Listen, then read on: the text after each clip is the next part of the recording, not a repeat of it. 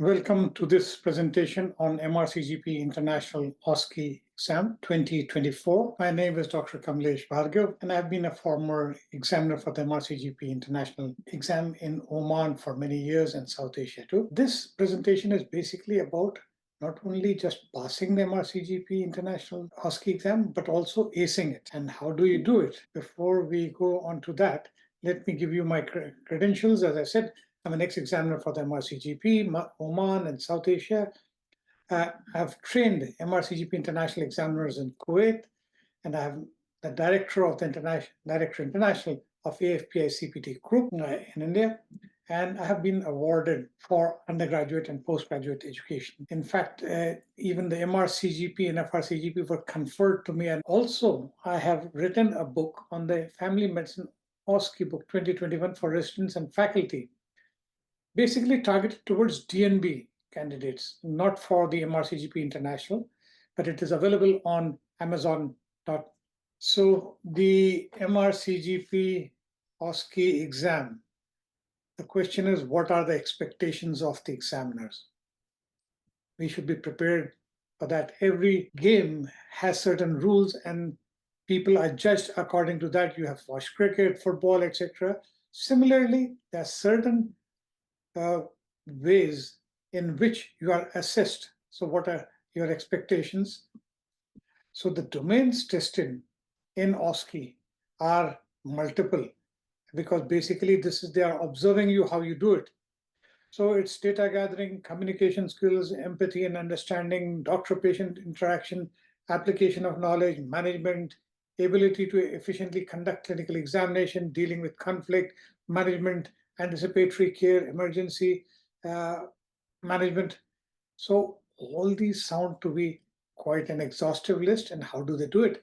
One, you will have anything between 10 to 14 stations and to prove yourself. So if you have done badly in one, don't worry, you still have 11 chances more or more chances to pass. And so we'll break this into smaller pieces and deal with it and to generate the confidence. I don't want to intimidate you. Skills being tested, basically 3 skills which they assess and mark you pass or fail.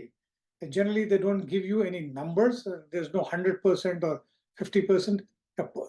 Satisfactory, unsatisfactory, borderline pass or fail. So these are the broad ways in which you are assessed.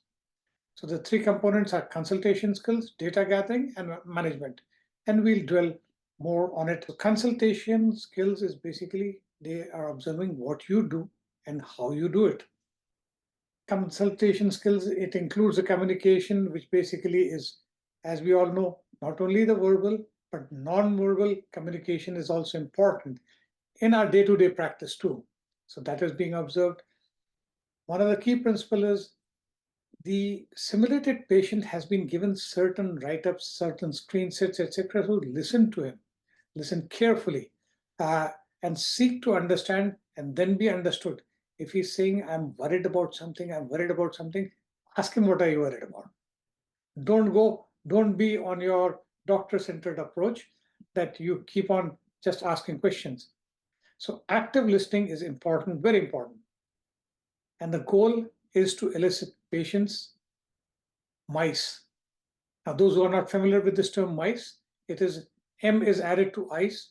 It is mood, ideas, concerns, and expectations, which you do every day in your practice. It's only fine-tuning to the particular scenario. For example, in consultation skills, we look at, you need to smile and be pleasant to the patient, the simulated patient. That's why I've said smile appropriately with your eyes, lips, but don't show your teeth or laugh.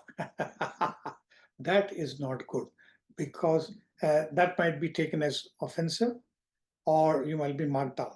So be pleasant basically and be your normal self. Then the other thing is, the moment you enter and you see the patient, you develop some eye contact, and that should also be done appropriately, maintaining the privacy of the patient or not staring at the patient all the time. So there is something called as a 3-second rule.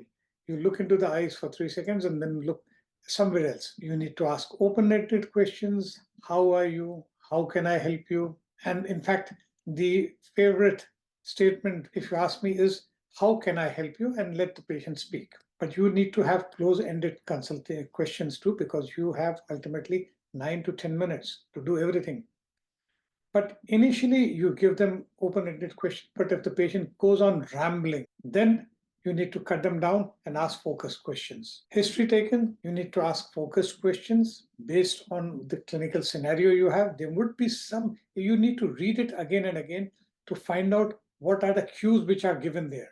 Be organized because you have only 10 minutes, and do not forget to summarize in the end. You ask questions to rule in or rule out a diagnosis. So every question you ask should be thoughtful, which you do in your day-to-day practice. What you should not do, the don'ts, are forget to summarize the history to the patient after he is given or at the end of the consultation. Be doctor-centered, only your agenda is the primary agenda. The mice, the ice is very important. Generally in the OSCE exam, there are no per-vaginal or per-rectal examinations.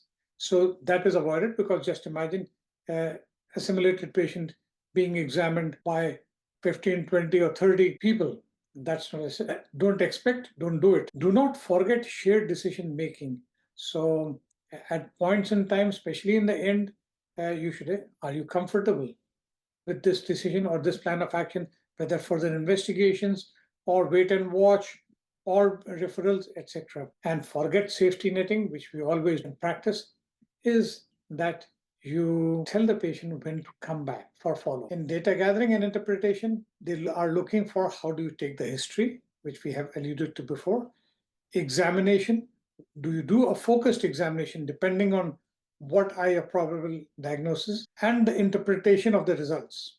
So we'll take them, each one of them. In history taking, focused questions, ruling in, ruling out diagnosis, red flags are important. Patient with headache, you need to ask whether there is any neurological deficit or not. ICE we have mentioned, and summarize. Examination, explain to the patient that you are going to examine them, take their permission. Interpretation of results. The simulated patient might be getting the results of blood tests, radiological investigations, hearing tests, urine tests, lung functions, or even he might just bring in a summary or a letter from a doctor that this I've been seen before and the other doctor told me so. Now comes the third part. We have mentioned consultation, and when you are talking about the management plan, is diagnostic tests, treatment, both pharmacological and non-pharmacological, follow-up, and safety netting.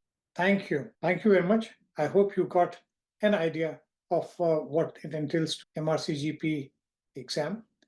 Now the question is, how do you do all this and ace the exam?